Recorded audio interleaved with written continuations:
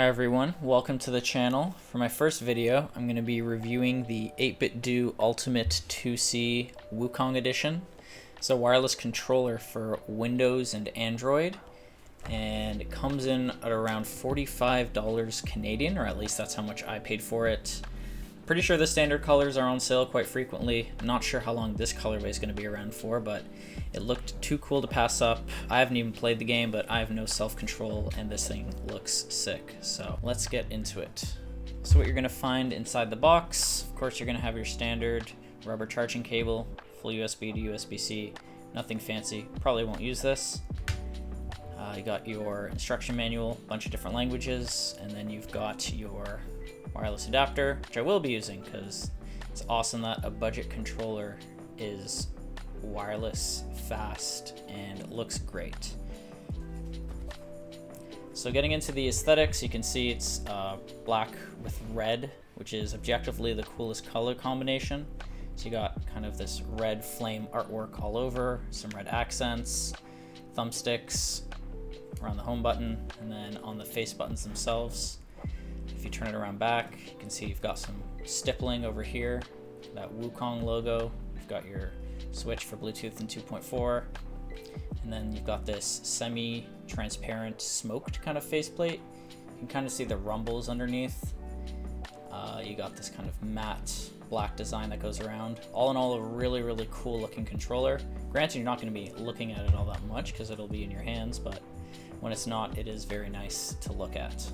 In terms of the specs of this controller, it's compatible on both Windows 10 and Android and above. Weighs about 200 grams. In terms of the size, this is definitely somewhere in between kind of an Xbox and a Switch Pro controller. So it's a little bit blockier than an Xbox and not exactly the same as a Pro controller, but it does feel a little bit smaller than a standard Xbox. But either way, very comfortable controller.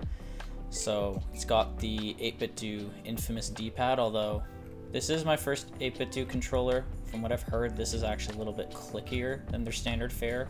More into that later. It's got 1000 Hertz polling rate, Hall effect, thumbsticks, and triggers over here. It's got rumble, it's got turbo, it's got obviously button mapping for these extra bumpers here. And yeah, you can also connect it through wired, which is what I like to do a lot. So how this is different from a standard Xbox controller. So I've got one over here. As you can see, the 8BitDo controller is a little bit blockier, also feels a little bit smaller. So these flare out quite a lot. This not as much, definitely blockier. This one's definitely angled.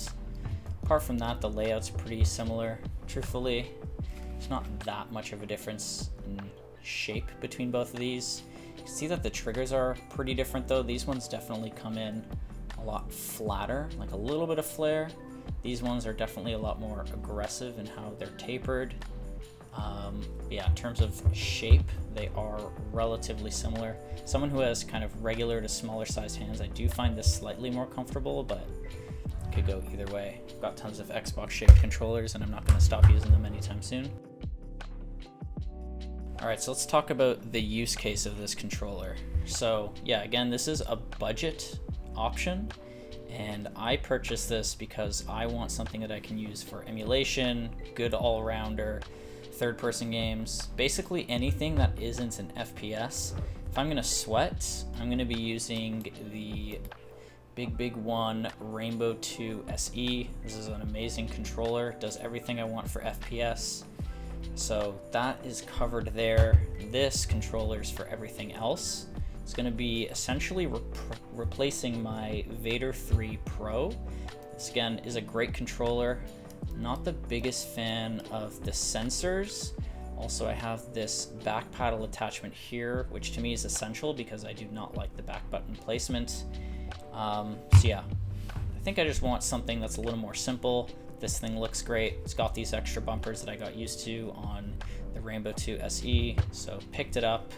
And after a couple days of playing around with this, I think it is going to replace the Vader 3 Pro for, again, everything that's not an FPS or something that I want to sweat in. This is a sweaty controller. This is the casual controller. All right, so let's get into the buttons on this thing. So let's start with the face buttons. They are membrane buttons. They do feel pretty good, pretty snappy. Very little wobble on these. One thing I will say is you can tell that the legends are printed on top of the button. Not sure if these are going to wear over time, but you can definitely feel that they're printed on top. Start and select buttons, for lack of a better term, they feel pretty good. Raised, pretty easy to hit. The turbo and the mapping buttons are a little bit more flush, so they're not going to get in your way. They feel pretty good. The D-pad feels really, really great. It's kind of a combination between clicky and membrane. Of course, it is a membrane D-pad, but it does feel really good. I don't play many fighting games, or actually any fighting games, but I can imagine that this would feel pretty good. We can talk about the thumbsticks too.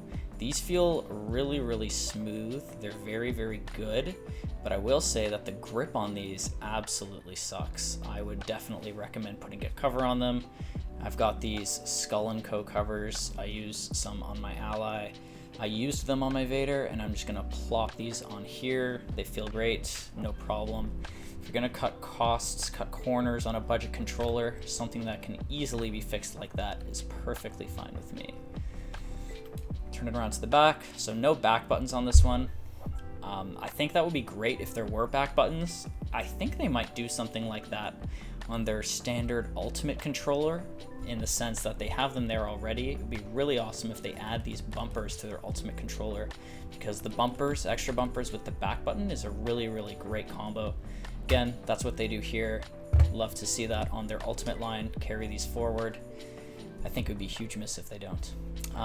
Anyways, so let's move over to the bumpers and triggers. Again, we've got the left and the right trigger here. They feel pretty snappy. No trigger locks. Again, this is a budget controller, so don't expect it. Just something to be aware of. And they are Hall effect. Most triggers are Hall effect anyways. It's not really a selling point. They are triggers. They work perfectly fine. The bumpers are, from what I hear, a little bit different. So if you can hear, they do sound pretty clicky. They're definitely, or not definitely, they definitely feel like a tack switch, but a little bit clickier. They're relatively loud, but they feel very good. You can hit them on the outer edges, up here, in the middle, anywhere you want. Pretty consistent, pretty responsive. And then you've got these extra bumpers over here. These feel very similar to the switch they use in the button, or sorry, the bumper here. It's probably the same thing, but since it's a little bit smaller of a surface area, they're definitely a little quieter. These are relatively loud bumpers and extra bumpers, but they feel great. I was a little bit worried about the placement of these. I thought it was going to be kind of intrusive or hard to hit, just a strange placement coming from the Rainbow 2 SE, where these are kind of out of the way, very easy to hit from there. Kind of hit the bumpers with the long part of my finger and the tip over here. I actually do really like this layout. It feels really good. They definitely cooked with this one. So as it relates to software, there isn't, well, technically there is software for this controller, but it goes as far as to just updating it to the latest firmware, which is better than nothing. But yeah, as opposed to something that's more comprehensive where you can change profiles or button mapping or dead zones, that's not a thing with this controller. It's very budget. Like I showed before, if you want to change the mapping, there is the mapping button over here. There's a turbo button over here. I personally don't use it, but yeah, it is pretty common to have them on the 8BitDo controller, so glad to see that that's here, especially at this price range. All right, so let's take a look at these sticks. As you can see, I've got my ROG Ally with the dongle in on gamepad tester, so just gonna turn the controller on. You can see it's immediately detected, as you would hope.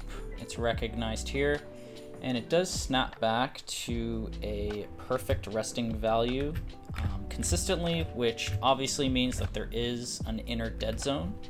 So if you do fiddle with the sticks a little bit, there is the slightest bit of wobble, which is perfectly normal for out-the-box controllers. It's a lot less on something like the Vader 3 Pro, which uses those low profile Hall effect joysticks, which are not really the best. So these seem to be a little bit better. So yeah, you can see if I wobble it, it doesn't move. If I wobble them slightly, you can see that it's starting to get a reading. So yeah, there is a baked in dead zone. It's not aggressive at all. To me, it feels like it's about a 5% dead zone, which again, for a casual controller like this, I think that's perfect. So yeah, these sticks feel really, really good, really responsive. Let's do a circularity test. So as you can see here, there's no weird outer dead zones. It's got a really, really nice response, kind of like a rounded rectangle, which is what you want to see. You don't want to see any weird clipping. Feels really good, really responsive. All of the buttons work great. I've already got some of these mapped. So as you can see, I have this left extra bumper mapped over to X and the right one over to A. It's super, super simple to remap these. All you have to do is hold the remap button and the button you want to map, and then you press the bumper, and now you can see this one is going to be super, super simple for on the fly. For a controller that doesn't have extra profiles, I think this is a great solution because you can just do stuff very, very fast. You can remap both of these bumpers in probably a matter of 5-10 seconds. That to me is a great solution for no extra profiles, so no complaints there. Again, this is in the lens of using this as a casual controller. If this was a, let's say, a pro controller, that might be a bit of an issue. Again, you can see something like the Rainbow has those profiles, which are great, but again, it's also got a bunch of other stuff that this doesn't have. This is relatively bare bones, but what it does pretty well. So as it relates to thumbstick resolution, input delay, all that, I'm not an expert on testing it by any means, but Johnny Punch, who's pretty well known in the r/controller community, has done a really, really great analysis of this. His results show that there's pretty little input delay in both the buttons and the sticks in both wired and wireless modes. I believe it's the fastest up to date, which is pretty crazy for a budget controller. So I'm going to leave a link in the description to his analysis. I highly recommend you check it out. Again, it's a 1000 hertz polling rate, but polling rate and input delay are different things. So yeah, if you really want all the technical breakdown of how this controller responds and how it performs, again, performs really, really well. I'll leave a link in the description. Take a look. Just reading off a couple things. In wireless mode, the input delay was about 5.5 milliseconds, and wired about the same. Sticks was about 5 milliseconds in wireless and about just over 3 in wired. These are really, really great numbers. And yeah, not exactly that 1 millisecond response time you would theoretically get with 1000 hertz polling rates, but none of the controllers really reach that. I think the closest are maybe some of the Dual Shocks and Dual Senses, but either way, for a budget controller, these are pretty great results. Link in the description if you want to take a full look at everything.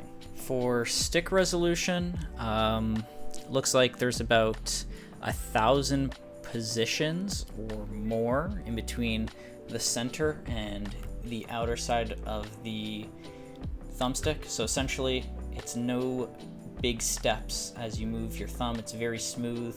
It's going to calculate all, or it's going to register the input of all the little movements as opposed to jumping in larger increments.